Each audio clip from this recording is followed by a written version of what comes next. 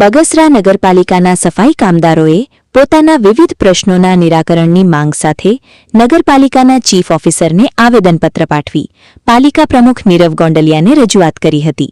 સફાઈ કામદારોએ રજૂઆતમાં જણાવ્યું હતું કે લાંબા સમયથી તેમની અનેક માંગણીઓ પડતર છે, જેમાં ચડતર પગારની ચૂકવણી, હાઈકોર્ટની માર્ગદર્શિકા મુજબ સફાઈ કામગીરીની ફાળવણી અને માપણી, સફાઈ કામદારોનું શોષણ બંધ કરવું તેમજ વર્ષોથી ખાલી પડેલી જગ્યાઓ પર તાત્કાલિક ભરતી કરવાની મુખ્ય માંગણીઓનો સમાવેશ થાય છે।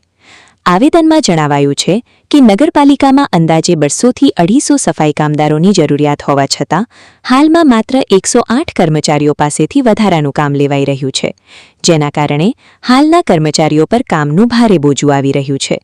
સફાઈ કામદારોએ વધુમાં સલામતી માટે જરૂરી સાધનો ઉપલબ્ધ કરાવવા, નિયમ મુજબ વેતન ચૂકવવા તેમજ રજાના દિવસોનું વેતન પણ આપવા માંગ કરી હતી। તેઓએ આક્ષેપ કર્યો હતો કે હાલમાં માત્ર 26 દિવસનો જ પગાર ચૂકવવામાં આવે છે અને રજાનું વેતન આપવામાં આવતું નથી। વિવિધ માંગણીઓ સાથે ચીફ ઓફિસરને આવેદનપત્ર પાઠવ્યા બાદ પાલિકા પ્રમુખ સમક્ષ પણ પોતાની રજૂઆત કરી હતી અને પ્રશ્નોનું વહેલી તકે યોગ્ય નિરાકરણ લાવવાની માંગ કરી હતી। રિપોર્ટર મૌલિક દોશી, અમરેલી। હું નીરવ ગોંડલિયા, બગસરા નગરપાલિકા પ્રમુખ।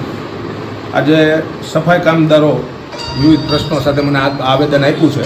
અમે લાગતા વળગતા તમામ અધિકારીઓને સાથે લઈ રાખી અમે તમામ પ્રશ્નોનું નિરાકરણ થાય એવા અમારા 100% પ્રયત્નો હશે।